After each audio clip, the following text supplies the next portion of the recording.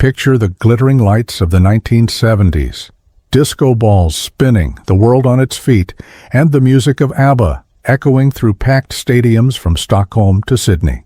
For Swedes, Benny Andersson, Annifrid Lyngstad, Björn Ulvaeus, and Agnetha Fältskog were not just performers. They were global royalty in sequins, the faces of a new pop era. To the millions who adored them, ABBA seemed like the perfect blend of romance, friendship, and artistry. But beneath the polished smiles and dazzling stage shows, the story was far more complicated. For years, most assumed ABBA's breakup in the early 1980s was inevitable. Changes in music, shifting trends and relationships simply running their course. But Benny Andersson, the band's quiet mastermind, recently spoke out. His revelations cast a very different light, especially on his relationship with Annifrid, known affectionately as Frida. He remembered her as brilliant, passionate and mesmerizing, but also unpredictable, fiery, and at times deeply destructive. Their partnership, once built on love and music, ultimately collapsed under betrayal, heartbreak, and bitterness that never truly healed. Yet Frida's struggles stretched beyond her relationship with Benny. Her life was punctuated by rivalries, grief, and tragedies that showed a side of her the public never fully understood. At the center of it all, of course, was her marriage to Benny. When they first met in the late 1960s, Frida was already a formidable presence. Independent, ambitious, and determined, she radiated charisma on and off stage.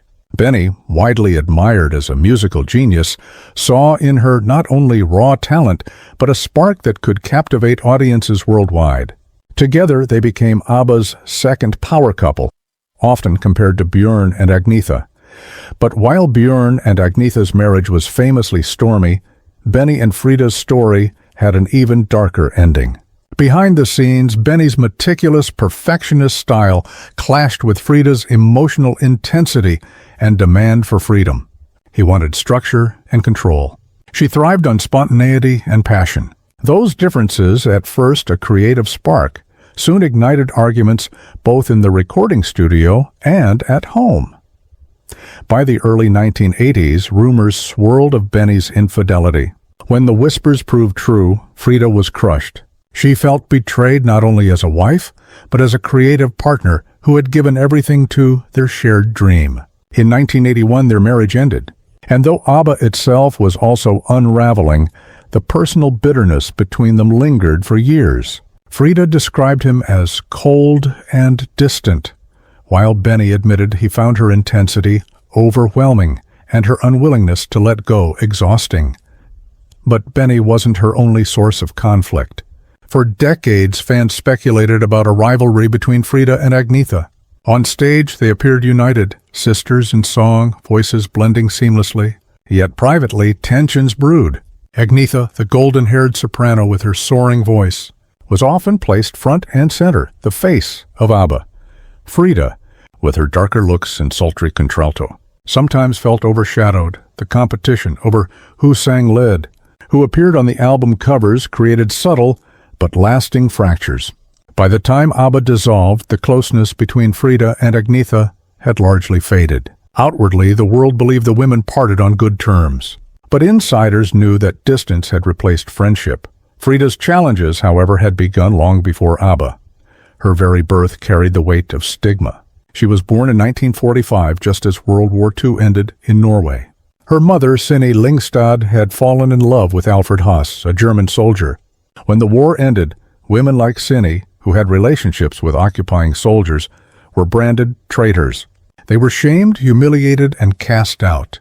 Their children, cruelly labeled Tyskerbarn, or German children, were treated with even greater contempt. Frida grew up believing her father had died in the war. Her mother fled with her to Sweden, seeking safety and a fresh start. But the scars of rejection never left. Imagine growing up knowing your very existence was considered shameful. That kind of wound never fully heals. It shaped Frida's view of herself, her need for acceptance, and her constant search for belonging. Years later, she discovered her father had survived the war. She finally met him, but the long-awaited reunion was not the joyful scene she had imagined as a child. Instead, it was awkward, strained, and ultimately disappointing. The sense of abandonment remained, coloring her relationships for the rest of her life. To the world, Frida was ABBA's fearless warrior, the striking redhead with energy, power, and charisma. But privately, she was haunted by shadows. After her divorce from Benny, she tried to reinvent herself yet again. In 1992, she married Prince Heinrich Russo Reuss of Plauen, a German aristocrat. Overnight, she became royalty, living in a castle in Switzerland. On the surface, it seemed like a fairy tale ending. But behind the castle walls, the reality was less enchanting. The prince was powerful and respected, but also traditional and controlling. For a woman who had spent her whole life fighting for independence, the strict expectations of aristocratic life felt like another prison. Then, in 1998, came the tragedy that forever marked her life. Her beloved daughter, Anneliese Lotte, died in a car accident. For Frida, it was the most devastating loss imaginable. Her daughter had been her anchor, the one person who had given her strength after ABBA, after Benny, after everything. Losing her left Frida shattered. She withdrew from public life almost completely. The confident, fiery woman who had once electrified the stage disappeared into near-total isolation. For years, she avoided the spotlight, retreating into grief, and yet, despite everything, the world still remembers her as an icon.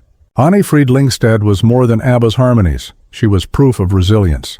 Born into rejection, she fought her way to global fame. She endured betrayal, personal tragedy, and unimaginable loss, but somehow survived. Her voice, her presence, and her music remain. The songs she helped create still echo across generations. Now, with Benny Andersson breaking his silence, the world is left to re-examine Frida's story. Was she a victim of circumstance, destined to be scarred by tragedy?